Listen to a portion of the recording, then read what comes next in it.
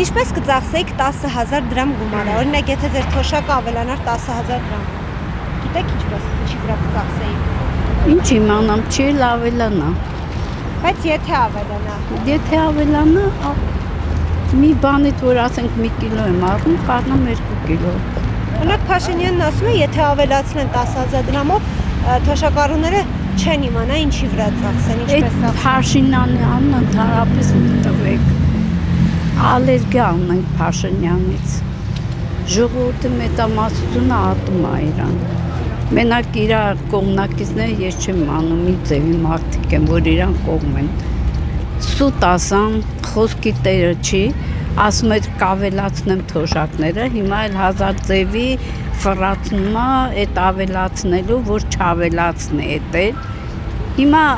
այդ քարտային սիստեմը որ արել է, քարտով են չէ ստանում մարդիկ ապրանքը։